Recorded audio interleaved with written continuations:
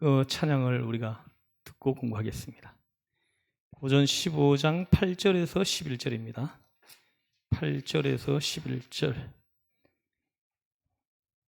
함께 합독해서 찬찬히 읽겠습니다. 시작. 나는 사도 중에 가장 작은 자라. 8절부터요. 맨 나중에 만삭되지 못하여 난 자 같은 내게도 보이셨느니라. 나는 사도 중에 가장 작은 자라. 나는 하나님의 교회를 박해하였으므로 사도라 칭함받기를 감당하지 못할 자니라. 그러나 내가 나된 것은 하나님의 은혜로 된 것이니 내게 주신 그의 은혜가 헛되지 아니하여 내가 모든 사도보다 더 많이 수고하였으나 내가 한 것이 아니요 오직 나와 함께 하신 하나님의 은혜로라. 그러므로 나나 그들이나 이같이 전파하며 너희도 이같이 믿었느니라. 아멘. 아멘. 여기 성함이 어떻게 되시죠? 김진태 선생님 트럼펫 찬양을 아까 하나님 앞에 올려드리고 색소폰. 네, 색소폰. 난 구별이 잘 안 돼요. 아주 죄송합니다. 네네네. 트럼펫은 이거예요? 이게 막 바꿔. 그런 거예요? 예.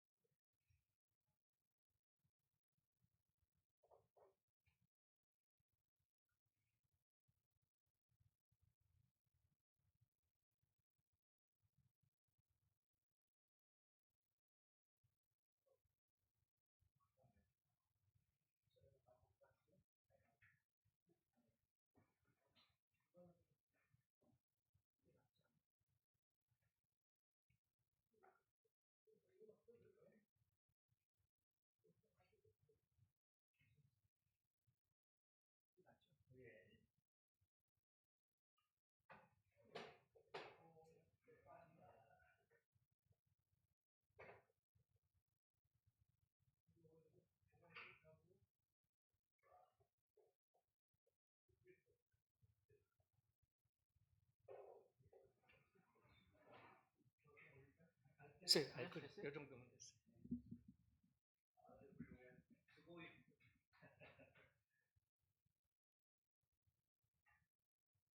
아버지가 좀 준비된 게 없어가지고 재직 맡은 우리를 그 찬양을 한번 불러보겠습니다.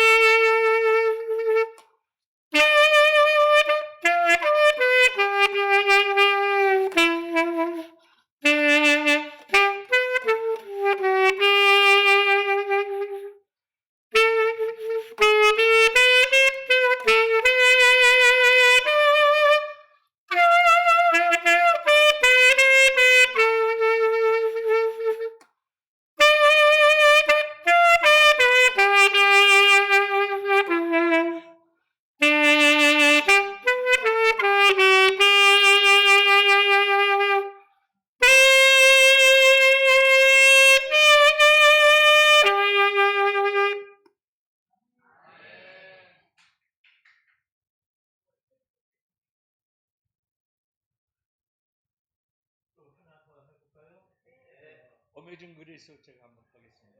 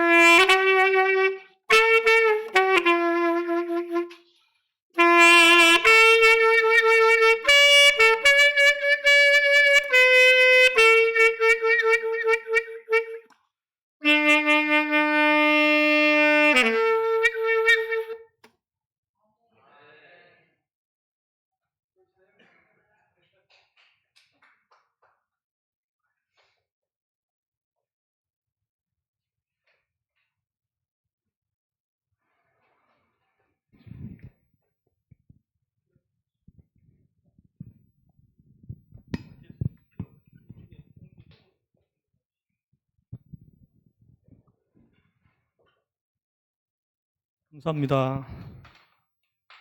오늘은 고전 15장 8절에서 11절 말씀 가지고 공부하면서 은혜 받기를 바랍니다. 15장은 주제가 뭐라 그랬어요? 부활장입니다.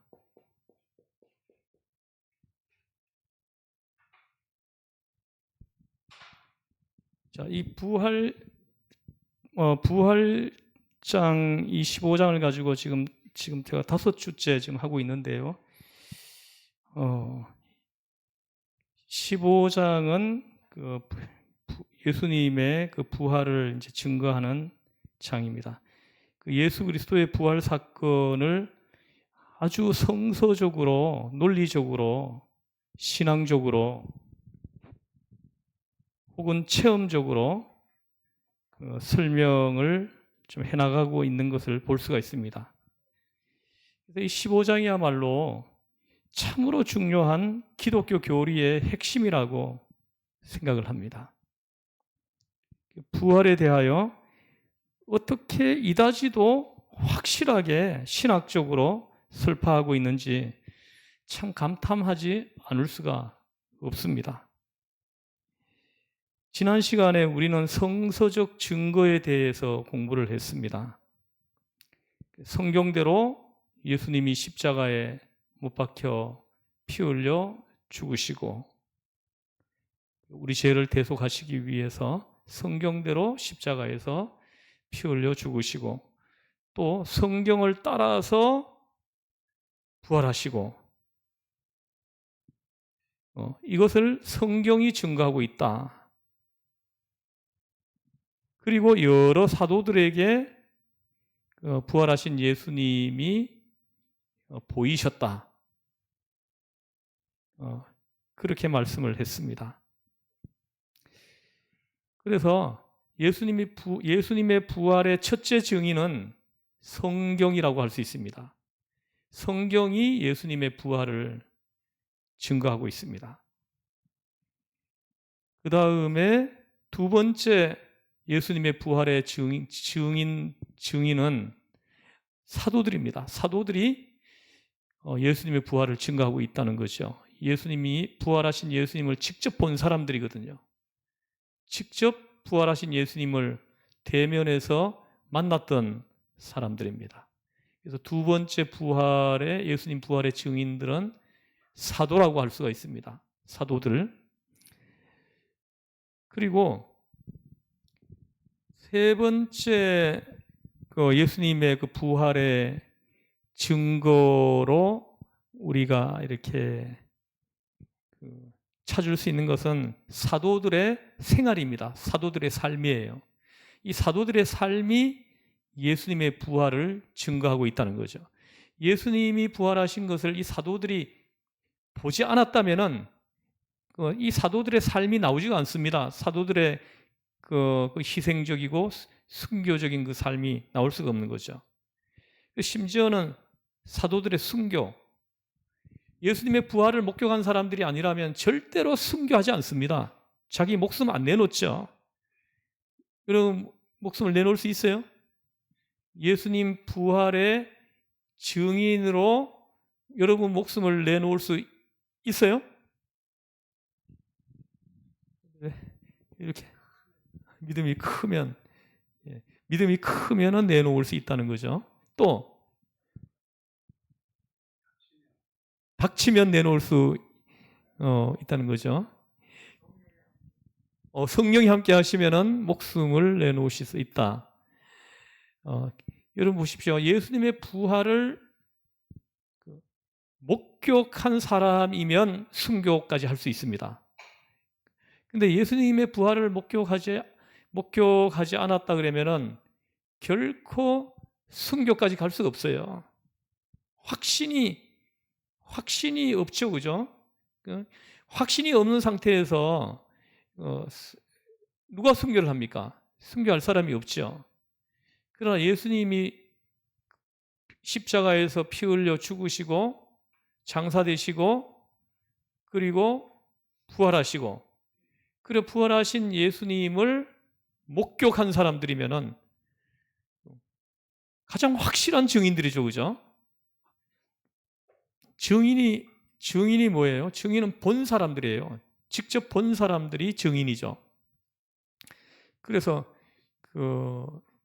자기가 보지도 않았는데 본 것처럼 말을 하면 거짓 증인이 되는 거죠. 그래서 요즘도 뭐 세상 법정에서 증인들을 세우잖아요, 그죠? 증인들을 세울 때 본 사람이 증인이에요. 직접 들은 사람이 증인이죠. 그러나 직접 보지 않고 직접 듣지 않은 사람이 증언을 하면은 그건 위증이 되는 거예요. 위증이 됩니다. 그런데 이런 사람들은 힘이 없어요. 자기들의 증언에 대해서 힘이 없습니다.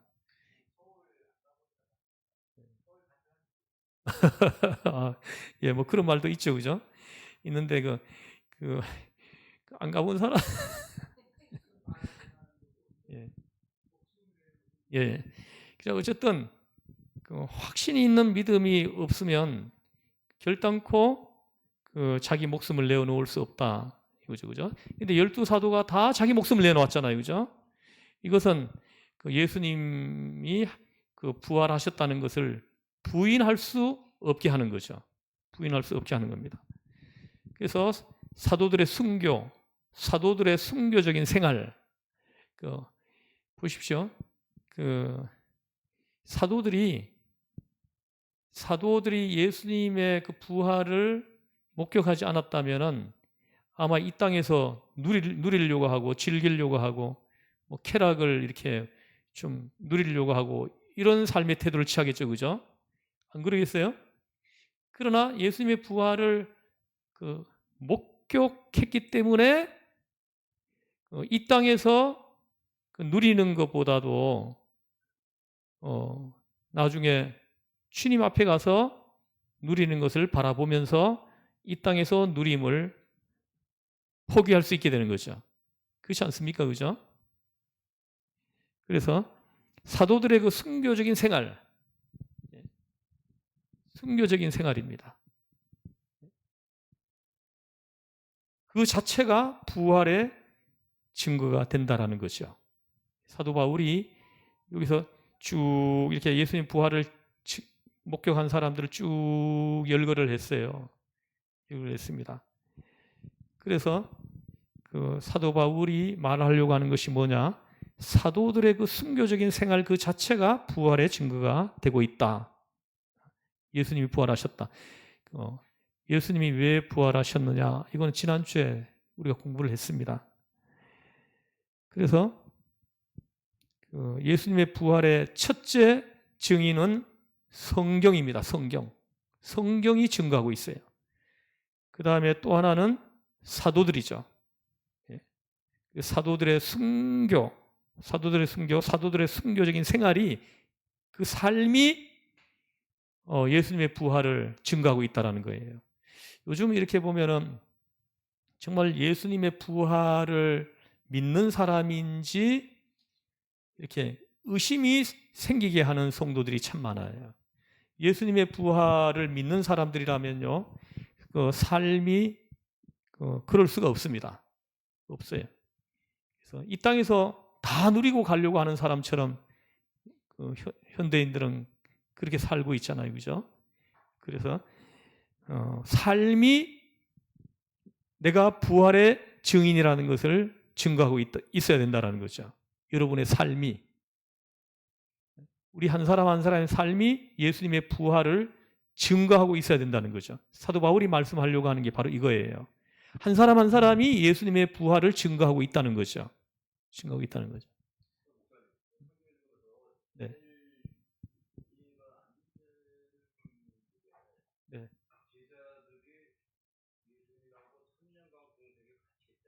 네네.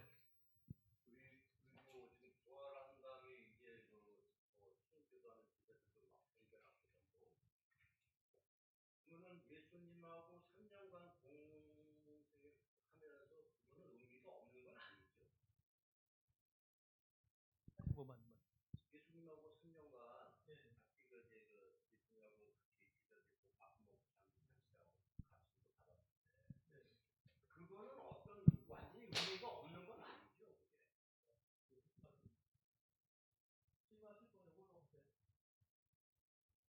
예, 입력이 안 돼요. 이 마이크를 안 쓰면. 그러니까 예수님의 공생의 3년 동안에 그 제자를 삼았잖아요. 그죠? 12명을 특별히 뽑아가지고 사도로 세워서 함께 자고 함께 먹고 함께 생활했잖아요. 그죠? 그러면서 이 12명은 예수님의 그 일거수일투족을 다 지켜본 사람들이라는 거죠. 그죠? 근데 그게 어떤 특별한 의미가 있느냐 이런. 네.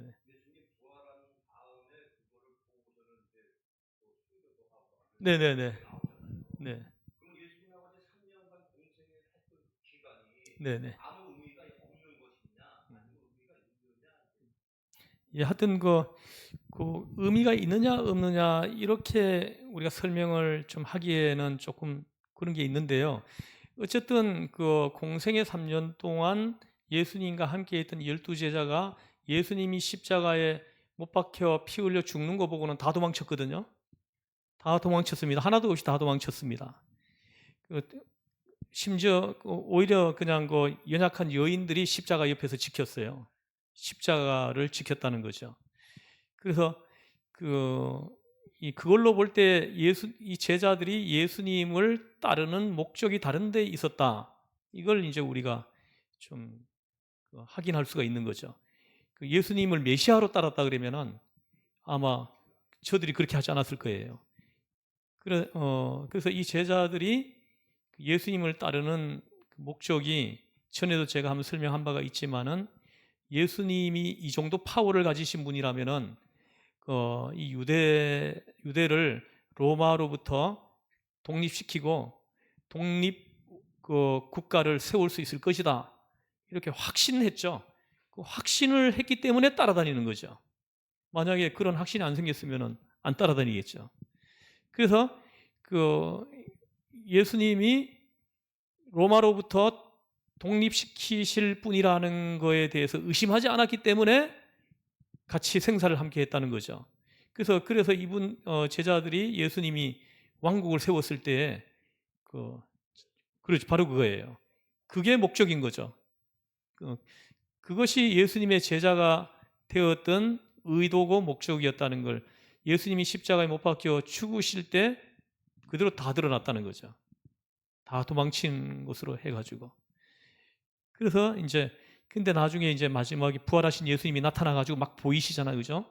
그러면서 이분들이 이렇게 예수님이 공생의 기간 동안에 가르쳐 주셨던 말씀들, 분부했던 것들, 이런 것들이 이제 다시 이제 되새김질 되는 거죠. 되새김질 되어 가지고 예수님을 메시아로, 우리를 죄 가운데서 구원하기 위해서 이 땅에 오신 메시아, 나를 대속해 주시고 구원에 이르게 하신 구세주로 인식이 바뀌는 거죠. 처음에는 그냥 파워 있는 사람이에요. 파워 있는 사람. 근데 부활하신 예수님을 이들이 만나면서 그 인식이 메시아로 바뀌는 거예요. 메시아로 바뀌는 거죠. 그래서 그 인식이 메시아로 바뀌었다고 하지만은 저들이 사실은 아무것도 할 수 없었어요. 사실은 예수님을 메시아, 이분은 우리 구약 성경에서 예언한 대로, 말씀하신 대로 우리를 대속하시기 위해, 구원하시기 위해서 이 땅에 오신 하나님의 아들 예수 그리스도이시다. 이 인식을 하고 이제 신앙 고백도 하고, 하지만은 아직까지 이들이 뭘 할 수 있는 그런 이제 존재들은 아니었었어요. 왜냐하면 아직 성령을 받기 전이었어. 그래서 예수님이 승천하시면서 너희는 예루살렘을 떠나지 말고 기다리라. 하나님이 약속하신 것을 기다리라. 사도행전 1장에 보면 나옵니다. 하나님이 약속하신 것을 받을 때까지 예루살렘을 떠나지 말라. 이렇게 말씀해요. 그래서 그들이 이렇게 예수님 말씀하신 대로 그 다락방에 들어가 가지고 약 10일 정도를 그 다락방에서 계속 기도하면서 하나님이 약속하신 것을 기다렸단 말입니다. 그래서 이제 오순절 날이 이를 때 하나님의 성령이 그 다락방에 임했다라는 거죠. 그래서 얼마나 강력하게 임했는지 그 다락방에 모여 있는 사람들 그 머리 위에 불의 혀같이 하나님의 성령이 임했다. 이렇게 사도행전 2장에서 증거를 하고 있습니다. 그래서 이 성령을 받고 난 다음에 이 사도들은 완전히 다른 사람이 되어버립니다. 다른 사람이 되어버려요. 그래서 이 성령 받은 이 사도들이, 부활을 목격한 이 사도들이 성령 받고 그들이 나가서 부활을 증거한 거죠. 부활을 증거하면서 예수님을 영접하는 사람들이 또 생겨나죠, 그죠? 그래서 그들이 예수님이 부활하신 날 모이는 거죠. 모여가지고 찬송 부르고, 그리고 말씀 공부하고, 그리고 또 기도하고, 이렇게 모임이 시작된 거예요. 이렇게 모임이 시작됐는데 이 모임이 교회가 된 거예요. 이 모임이 교회. 그래서 이 모임이 계속 이어져가지고 오늘까지 우리 교회까지 온 거예요. 이렇게 초대교회 때도 이렇게 모인 거죠. 다시 말씀드리면은 이렇게 3년 동안 공생의 기간을 통해 가지고 예수님이 하나님의 아들이심을 세상에 알리는 거예요. 하나님의 아들이심. 요한복음 전체가 바로 그거예요. 예수님이 하나님의 아들이심을 세상에 알리기 위해서 기록한 책이 요한복음입니다. 그래서 요한복음에 보면은 마가복음에 보면은 18개의 이적이 나오는데 요한복음에는 7개의 이적이 나옵니다. 7개의 이적이 보면은 어떤 거냐 하면은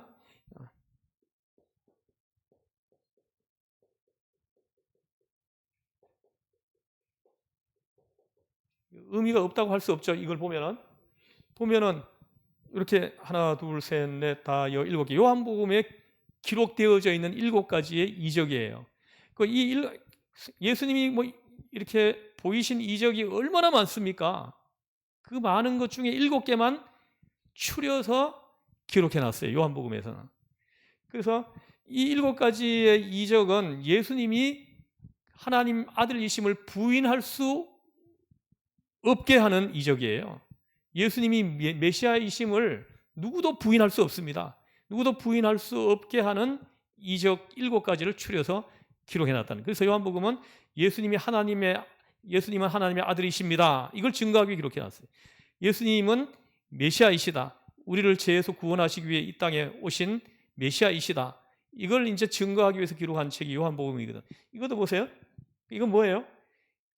가나의 혼인잔치. 물이 포도주가 되게 하죠, 그죠? 예. 물이 포도주가 됐어요. 그냥 이제 포도주가 잔칫날인데 이 포도주 손님이 많이 왔는지 준비한 포도주가 다 떨어졌단 말입니다. 그 밑에 바닥에 조금 남은 거예요, 그죠? 그래서 모친 마리아가 예수님께 와가지고 그걸 얘기하니까 아직 때가 아니다 하시면서 그 하인들한테 이 돌 항아리에다가 물을 채우라고 하죠, 물을. 근데 그래서 물을 채워가지고 떠다가 갖다 주라고 했죠, 그죠? 그 떠다 갖다 주니까는 마시는 사람은 포도주를 마신 거예요. 신기한 일이 일어난 거죠. 그래서 보십시오. 포도주가 조금 남아 있는데 이 포도주가 조금 남아 있는 포도주가 그 양이 많아지게 한 게 아니에요. 양이 많아지게 한 것이 아니고 물이 포도주가 되게 한 거예요. 사물의 질을 바꾼 거예요. 사물의 질을 초월하시는 예수님이에요. 이걸 증거하는 거예요. 그래서 이건 사람이 못한다는 거죠. 이거는 사람이 할 수 없는 거라는 거예요. 이거는 하나님만이 하실 수 있는 거라는 거죠. 그래서 고로 예수님은 하나님이시다. 예수님 하나님의 아들이시다. 이걸 증거하기 위해서 기록한 거죠. 그래서 그리고 이건 뭡니까? 왕의 신하의 아들을 살리는 거죠, 그죠? 왕의 신하의 아들을 고치는 거예요. 왕의 신하의 아들이 중풍병에 걸렸죠. 열병인가요? 요한복음 4장을 한번 보시면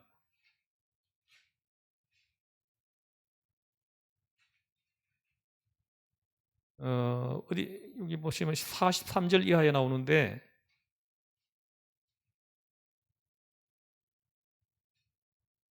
여기에는 그냥 병이 걸렸다 이렇게 나오네요.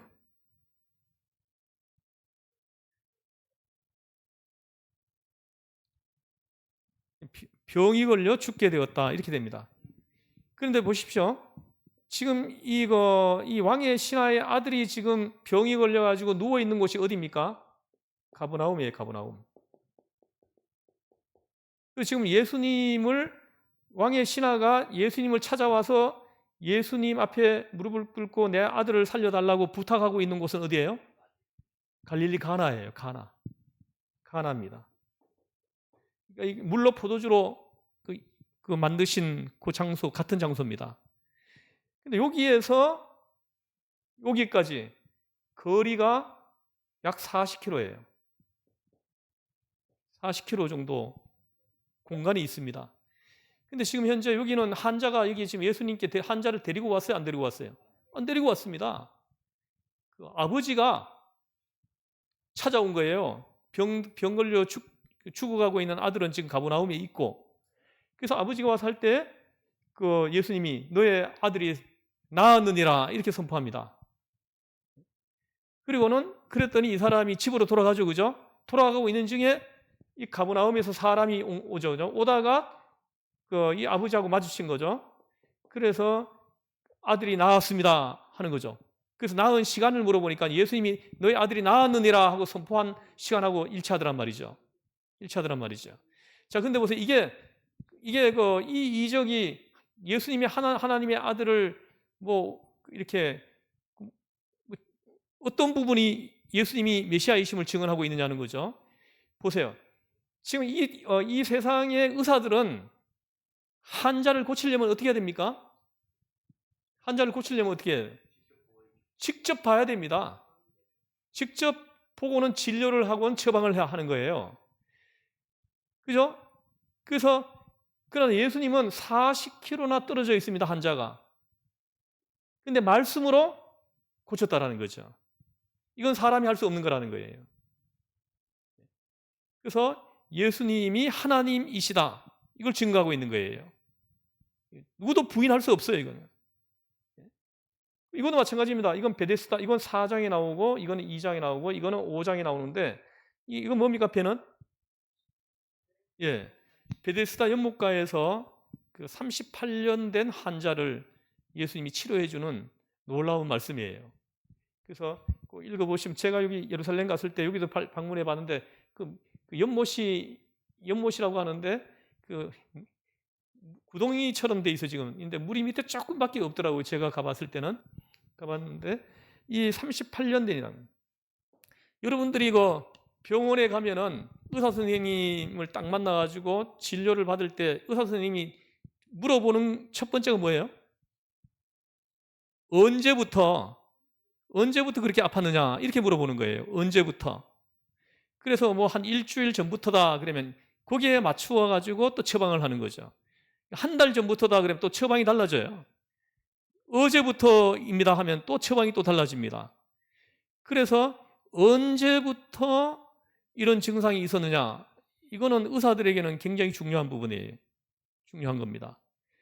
그러나 예수님에게는 이게 아무런 문제가 안 됩니다. 언제부터인지 이건 아무 문제가 안 되는 거예요. 왜요? 예수님은 하나님이시니까. 예수님은 하나님의 아들이시니까, 메시아이시니까 아무 문제가 안 되는 거예요. 70년 앓고 있다 그래도 아무 문제가 안 되는 거예요. 하루 앓고 있다고 해도 문제가 안 되고. 근데 의사들한테 38년이라 그러면은 못 고치는 병이에요. 못 고치는 병입니다. 제가 전에도 얘기했죠. 제가 아는 분 있죠, 그죠? 그 분이 그 교통사고를 당해가지고 식물인간이 돼가지고 지금 37년, 38년째, 그분도 지금 38년째 지금 누워 있어요. 근데 돌아가시지도 않아요. 그 사모님이 얼마나 정성껏 이렇게 병간호를 하시는지 욕창도 하면 안 난다는 거예요. 그래서 참 의사들은 이분 못 고치는 거예요. 못 고칩니다. 그러나 예수님에게는 이 38년이든 뭐 50년이든 이게 문제가 안 된다는 거죠. 왜입니까? 하나님이시니까. 우리를 지으신 분이신데요. 이거 못 고치겠어요? 그래서 이것도 그렇고요.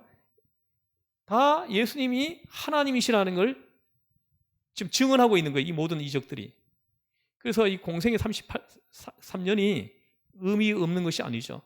그래서 이제 예수님이 부활하신 예수님을 목격하고 난 뒤에 이런 내용들이 다 기억나는 거예요. 아, 예수님은 메시아이시다. 하나님이심을 부인할 수 없게 하는 이런 것들을 또 올리는 거죠. 이것도 뭡니까? 이거는 오병이어입니다. 도시락 하나 가지고 5천 명을 먹이고 12바구니를 남기신 이적이에요. 이건 사람이 못하는 거예요. 사람이 못하는 겁니다. 그래서 예수님이 하나님의 아들이심을, 우리의 구주이심을 증언하고 있는 거예요. 이 이적 자체가 그걸 증거하고 있는 거예요. 이건 뭡니까? 물 위로 걷는 거예요. 사람이 물 위를 걸을 수 있어요? 안 됩니다. 안 돼요. 근데 예수님이 물 위를 걸었다라는 것은 예수님이 하나님이심을 증언하는 거예요. 이건 뭡니까? 이건 뭐예요? 실로암 맹인. 실로암 맹인을 이제 눈을 뜨게 해주시는 이적이거든요. 뭐냐면 이 사람은 어떤 맹인입니까? 이 맹인도요, 이렇게 다릅니다. 어떤 사람은 날 때부터 맹인이 있고, 어떤 사람은 태어나서 10살도 안 돼가지고 맹인이 된 사람이 있고, 어떤 사람은 20대 맹인 된 사람이 있고, 어떤 사람은 40대 된 사람도 있어요. 그래서 일찍 맹인 된 사람들이 좋아요. 일찍 맹인 된 사람들은 맹인으로 그냥 이렇게 어릴 때부터 교육받고 훈련받았기 때문에 불편하지 않는다고 할 수는 없지만은 중도에 이렇게 맹인된 사람들하고는 비교할 수 없을 정도로 편안하죠. 내가 아는 목사님은 25세부터 실명이 되기 시작 27세에 전명이 됐어요. 서민택 목사님이라고. 우리 교회도 한번 왔다 가셨잖아요. 그때 찬양 간증 사역을 한번 하고 가셔서 한번 다시 불러야 되겠어요. 근데 그분 같은 경우에는 25세에 이게 눈에 병이 생기기 시작해가지고 2년 뒤에 완전히 전명이 되신 분이에요.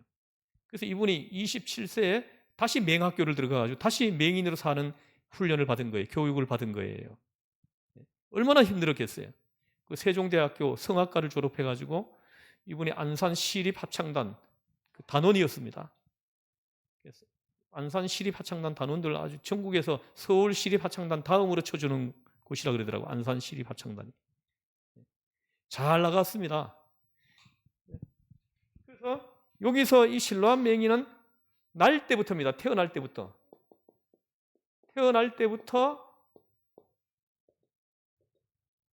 맹인이었습니다. 태어날 때부터 맹인이었어요. 그래서 이 사람은 태어날 때도 맹인이고, 그리고 평생을 맹인으로 살다가 또 마지막에는 죽을 때도 맹인으로 죽을 사람이에요. 맹인으로 태어나고 맹인으로 살고 맹인으로 죽는 것이 이 사람에게는 운명 지어진 사람입니다. 운명이에요. 운명으로 받아들이는 거죠. 근데 이 사람이 예수님을 만났죠, 그죠? 예수님을 만났는데 이 사람이 눈뜬 자가 됐죠, 그죠? 할렐루야. 그래서 이건 사람이 못하는 거예요. 태어날 때부터 맹인된 사람은 사람이 할 수가 없어요. 요즘은 수술을 해가지고 맹인된 사람이 보는 경우도 있다 그러더라고요. 그런데 날 때부터 맹인된 사람은 안 되는 거예요. 그래서 중도 맹인된 사람들 같은 경우에는 어찌 안구 뭐라 그럽니까? 교체? 요즘 거기까지 간다 그러더라고요. 근데 어쨌든 이 사람은 맹인으로 태어나고 맹인으로 살다가 맹인으로 죽을 운명이었었어요. 근데 이 사람이 예수님을 만나가지고 눈뜬 자가 됐다는 거죠. 운명이 바뀐 거예요. 눈 감은 자에서 눈뜬 자로 바뀐 거예요. 할렐루야. 보세요. 이건 사람이 못하는 거예요. 그래서 예수님을 믿으면, 예수님을 만나면 운명도 바뀐다라는 거예요. 우리 예수 믿는 사람들은 운명이 이렇게 정해져 있는 거 아닙니다. 예수님을 만나면 운명도 바뀝니다. 여러분 믿으십니까? 운명이 바뀌어요. 제가 운명론에 의한다면 저는 농사 짓다가 죽을 사람이에요. 농사꾼의 아들로 태어나가지고 농사 배우다가 농사로 살다가 인삼 농사 짓다가 인삼 농사 살다가 그러다가 죽을 운명입니다. 거기서 내가 또 발버둥 쳐서 나왔다고 하더라도 탄광이 가지고 탄 캐다가 죽을 사람이에요. 예? 운명론으로 한다면은, 운명론으로 내 인생을 본다면은. 근데 지금 여러분들 앞에서 성경을 가르치고 있잖아요. 예? 완전히 운명이 바뀐 거예요. 할렐루야. 얼마나 놀랍습니까? 그래서 이거는 하나님의 아들이시기 때문에 가능한 거예요. 예수님이 하나님이시기 때문에 가능한 겁니다. 예? 내 운명이 이렇게 바뀐 거예요. 운명을 바꿔주신 겁니다. 여러분들 지금부터라도 여러분들이 예수님을 영접하고 예수님을 믿고 부활의 증인으로 살면은 여러분의 인생이, 지금 남아있는 인생이 더 바뀌어집니다. 할렐루야. 왜 전부 다 표정들이 내 인생 바뀔 게 뭐가 있다고. 바뀝니다. 여러분들이 지금까지는 한 번도 이렇게 누구한테 그냥 예수님의 부활을 한 번도 증거해 보지 못하고 그냥 이렇게 저렇게 살다가 어찌 살았는데, 이제 여러분들이 성령 받고 은혜 충만하고 하면은 여러분의 부활의 증인으로 여러분 운명이 바뀌는 거예요.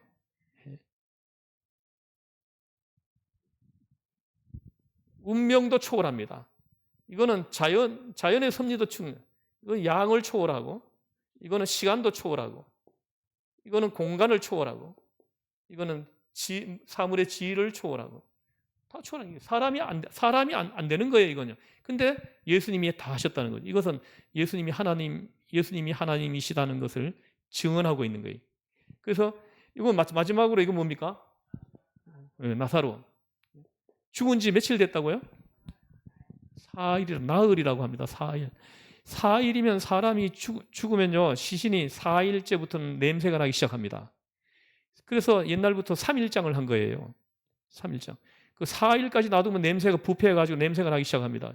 그래서 3일 안에 옛날에 다 장례식을 치러서, 요즘은 냉장실에 보관을 하니까 그게 날짜가, 시간이 큰 의미가 없지만은 옛날에는 이거 3일 넘기면 안 되는 거예요. 그래서 3일장을 했어요. 근데 나흘이 됐다라는 것은 벌써 시체가 썩어가지고 냄새가 난다라는 거예요. 장례식 치러가지고 벌써 이렇게 뭡니까? 무덤에다가 이렇게 벌써 안치했어요. 안치했습니다. 근데 예수님이 나사로야 나오너라 하니까 이거 배를 감은 채로 막 나왔다 그랬잖아요. 그죠? 할렐루야. 예. 그래서 이 죽음을 초월하는 이건 사람이 할 수 없는 거예요. 그래서 이 이적이 예수님이 메시아이심을, 예수님이 나의 구주 되심을 증거하고 있다는 거죠. 그래서 요한복음을 여러분들이 많이 읽으면요, 예수님이 하나님이심을 부인할 수 없게 합니다. 요한복음 그 20장 한번 보실래요? 20장에 보면은 요한복음을 기록한 목적을 기록해 놨어요. 20장 어디를 보시냐 하면 31절이에요.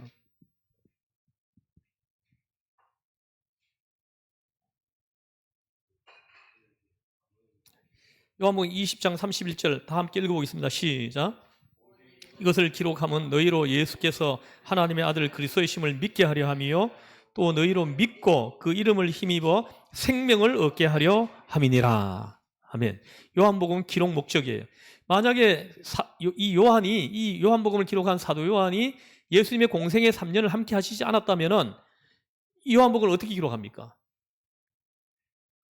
이 요한복음을 읽어보면은 함께 자고 함께 먹고 함께 생활한 사람이 아니면 기록할 수가 없어요. 그래서 그런 의미에서 보면은 이 공생의 3년 동안 예수님의 제자들이 예수님과 함께한 이 시간들은 너무나 중요한 거죠. 예수님을 메시아로 증거하기 위해서 반드시 있어야 될 시간이었다는 거죠. 그렇죠?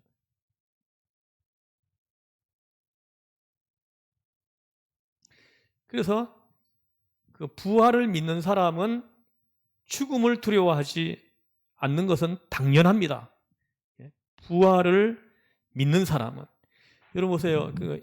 우리가 이제 성경을 이제 나중에 데살로니가전서 이쪽으로 가면은 이제 이 부분을 자세하게 한번 설명하겠지만은 성경은 이걸 증거합니다.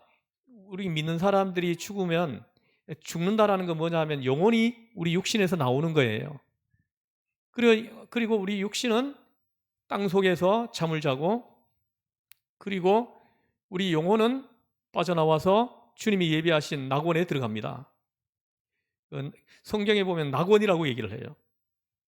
누가복음 22장에 보면은 그 십자가 옆에 강도 있죠, 그죠? 23장 누가복음 23장에 보면 옆에 있는 강도에게 오늘 내가 나와 함께 낙원에 있으리라 이렇게 말씀하시잖아요.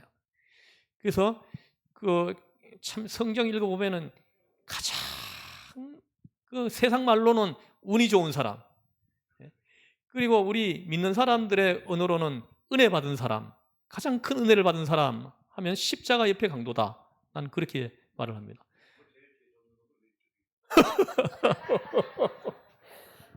그렇겠네요. 나 그건 생각 안 해봤는데 맞네요. 예? 가장 재수 없는 놈은 왼쪽에 있는 놈이네, 그죠? 그러네. 아니 이거 똑같이 옆에 있는데, 그죠? 이 사람은 낙원에 들어갔고 이 사람은 지옥에 떨어졌잖아요. 이렇게 된다니까요. 보세요. 예수님이 종말 비유에도 보면은 마태복음 25장에 보면 종말 비유가 3개가 나오잖아요. 열처녀 비유, 그 다음에 또 하나는 뭡니까? 달란트 비유, 또 하나는 양과 염소 비유 나오잖아요, 그죠? 근데 보면은 이렇게 뭡니까? 그리고 또 24장에 보면은 이렇게 두 사람이 맷돌을 갈고 있다가 한 사람은 데려감을 당하고 한 사람은 남아있게 될 거다. 두 사람이 밭을 갈고 있다가 한 사람은 올라가고 한 사람은 그 자리에 남아있게 될 거다. 또 있죠, 그죠? 두 사람이 잠을 자다가 한 사람은 데려감을 받고 한 사람은 남아있게 될 거다. 난 이걸 제일 두려워합니다, 사실 솔직히 말해서. 우리 집사람하고 나하고 같이 이렇게 자고 있는데 우리 집사람만 데려가면 나는 우리 집사람만 데려갈까 봐 이게 주여. 정말 실제로 그런 일이 일어날 겁니다. 이거는요, 이 구원은 있잖아요. 어떤 사람은 이렇게 얘기를 해요. 나는 우리 마누라가 예수님을 잘 믿기 때문에 나는 덤으로 천국 간다는 거예요. 우리 집사람 갈 때 이렇게 발목 붙잡고 올라가면 된대요. 근데 성경은 그렇게 말하지 않습니다. 성경은 각자의 믿음으로 구원은 개별적이에요. 개별적으로 이렇게 받게 되는 겁니다. 그래서 저는 혹시 그렇게 될까봐 늘 깨어서 기도해야 된다 이렇게 생각하고 늘 깨어 있으려고 합니다. 그래서 이렇게 둘이가 같이 손을 잡고 올라가야지. 그렇지 않겠어요?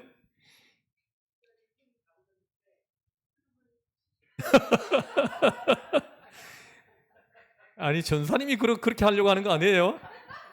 남편이 아무리 미워도 그렇지. 야, 여보 당신도 같이 가요 이렇게 해야 되지.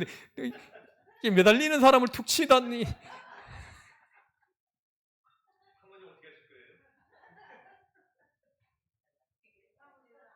자꾸 간대요. 자꾸 간대. 예, 예. 예? 이건요 TO가 있어가지고 가는 게 아니에요. 이건요 몇 명 정해놔가지고 거기에 들어가는 사람이 가는 게 아니고 이 신천지는 그렇다 그러더라고. 신천지는 뭐 14만 4천 명 정해놓고 거기에 들어가야 간다고 그래요. 그건 너무나 비성서적이에요. 성경에 그런 데가 어디 있습니까?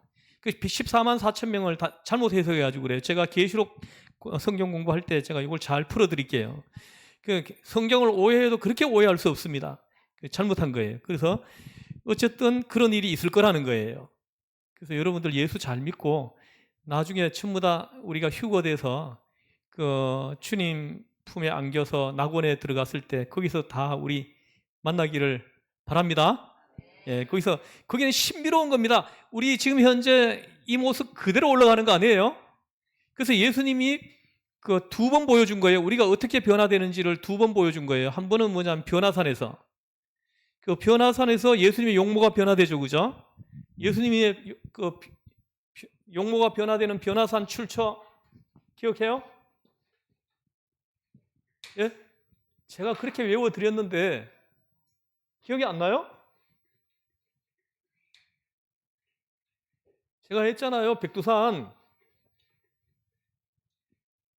네, 다시 외워드릴 테니까 잊어버리지 마세요.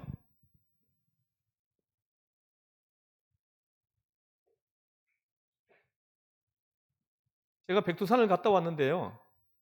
백두산 저 밑에는 막 온천이 솟아오릅니다. 온천이. 그래가지고 계란을 넣어놓으면 그냥 계란이 그냥 익어요. 그래서 계란 파는 사람들이 거기다가 집어넣어가지고 익혀가지고 사람들한테 팔아요. 그래, 아주 뜨거워요. 근데 여기에는 물이 있잖아요. 얼마나 물이 차가운지 제가 손을 넣어봤습니다. 손을 넣어보니까 제가 20초를 못 넣어가지고 있어요. 손이 시려워서 손을 넣지를 못해요. 얼마나 차가운지 모릅니다. 근데 거기 물이 얼마나 많이 솟아오르는지 이게 동해 쪽으로 흐르는 거는 무슨 강입니까? 두만강이 되는 거예요? 동해 쪽으로. 그 다음에 남해 쪽으로? 아니 백두산에서 양쪽으로 흐르잖아요. 압록강. 세 개나 흘러요? 오, 그런 거예요? 그래서 이 백두산에서 물이 얼마나 많이 솟아오르는지 나는 2개의 강이 만들어지는 줄 알았는데 3개가 되네요. 3개네요.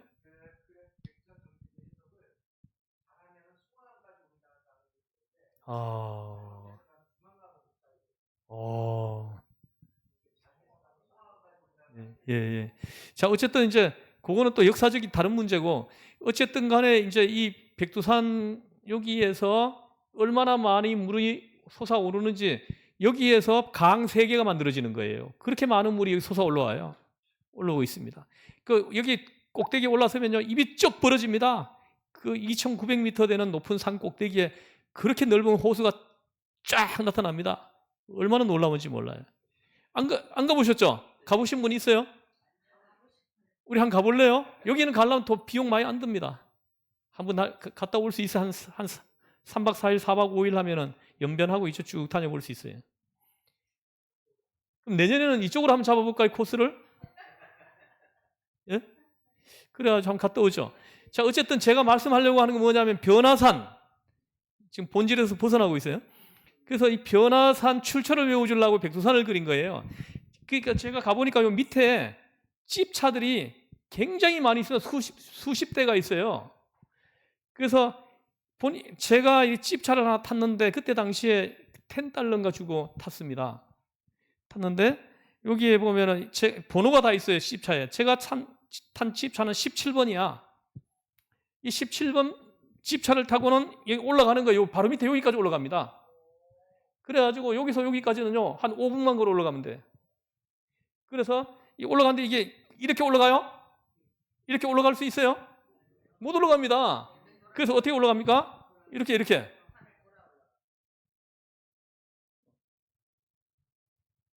굽이 이렇게 올라가는 거예요. 몇 번 차를 탔어요? 17번을 타고 어떻게 올라가요? 굽이 올라갔다는 거예요. 1799예요. 1799. 1799. 마태, 마가, 누가 세계복음서 기록되어 있습니다. 이렇게 했는데도 이 출처를 또 나중에 대답을 못하면은 못하면 내가 감사를 해야 되죠. 그때 내가 또 외워줄 수 있으니까. 근데 이렇게 하면 안 잃어버리더라고요. 그래서 제가 이 말씀 드리려고 하면 뭐냐면요. 우리가 휴거할 때 주님 앞에 올라갈 때 우리의 용모가 어떻게 변화되는지를 예수님이 보여준 거예요. 여기서 이 백두산을 변화산으로 바꾸면 됩니다. 그 변화산에서 예수님이 베드로, 야고보, 요한 3명을 데리고 올라가죠, 그죠? 근데 이 3명의 제자 앞에서 예수님의 용모가 갑자기 확 바뀌는 거예요. 얼마나 예수님의 용모가 얼마나 어떻게 바뀌었냐면요, 얼굴이 해같이 빛이 났다 이렇게 얘기를 합니다.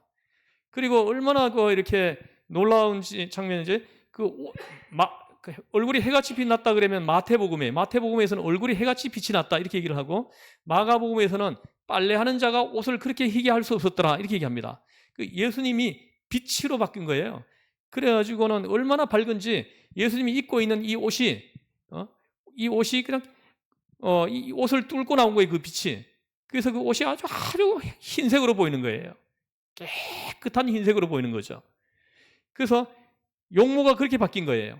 그래서 우리가 낙원에 들어갈 때는 용모가 이렇게 바뀌어서 들어갑니다. 예수님 그걸 보여요. 그리고 예수님 부활하신 예수님이 우리가 어떻게 바뀌는지를 또 한번 보여주는 거예요. 그래서 우리의 이 모습 그대로 올라가는 거 아닙니다. 이 모습 그대로 올라간다면 제가 볼 때 여러분들은 신나서 올라가겠지만 나는 올라가고 싶은 마음이 별로 안 생길 것 같은데. 예? 외모가 좀 잘생긴 사람들은 나는 이대로 올라가랍니다.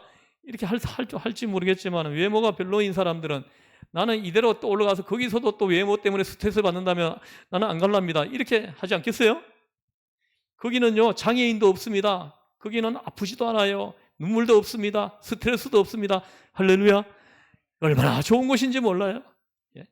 그래서 우리 나중에 우리 다 거기서 만나요. 거기서 만나가지고 같이 이렇게 얼마나 좋습니까? 우리 집사님 질문 때문에 지금 이렇게 1시간이 다 가버렸네요. 그래서 오늘 내가 준비한 건 다음 주에 오늘 굉장히 중요한 거 얘기하려고 그랬었어요. 그래서 다음 주에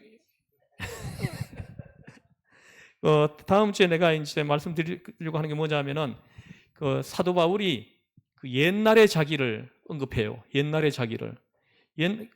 오늘 본문에 옛날의 자기의 모습을 5가지로 얘기를 합니다. 그걸 다음 주에 얘기하면서 같이 은혜 받으려고 합니다. 자, 기도하고 마치겠습니다. 하나님 아버지, 감사합니다. 날씨가 이렇게 좋고 또 이렇게 분주하고 또 가야 할 곳도 많고 해야 할 일도 많은데 그 모든 걸 내려놓고 하나님 말씀을 듣게 하시니 하나님 감사합니다. 하나님의 말씀을 듣게 하신 분은 하나님의 성령이십니다. 하나님의 성령께서 다른 모든 걸 내려놓게 하시고 하나님 말씀을 듣게 하셨습니다. 하나님 말씀을 듣게 하셨으니 이 말씀이 나에게 능력이 되게 하셔서 많은 사람들을 그리스도에게로 인도해주는 내가 되게 하여 주옵소서. 많은 사람들을 지옥에 떨어지고 있는 많은 사람들을 천국으로 옮겨주는 축복의 우리 한 사람 한 사람이 되게 하여 주시옵소서. 우리가 영혼 구원을 위해 기도하되 적극적으로 기도하고 적극적으로 건면하고 적극적으로 이끌어서 예수 그리스도에게로 인도해주는 우리 한 사람 한 사람이 되게 하여 주시옵소서. 우리를 죄에서 구원하신 예수님의 이름으로 기도드리옵나이다. 아멘. 하늘에 계신 우리 아버지, 아버지의 이름을 거룩하게 하시며 아버지의 나라가 오게 하시며 아버지의 뜻이 하늘에서와 같이 땅에서 이루어지게 하소서. 오늘 우리에게 일용할 양식을 주시고 우리가 우리에게 잘못한 사람을 용서하여 준 것 같이 우리 죄를 용서하여 주시고 우리를 시험에 빠지지 않게 하시고 악에서 구하옵소서. 나라와 권능과 영광이 영원히 아버지의 것입니다. 아멘. 할렐루야. 예, 이번 주에 한 사람 전도해 보세요. 좀 대답 좀 해요. 이번 주 한 사람 전도해 보세요. 그래 다음 주에 우리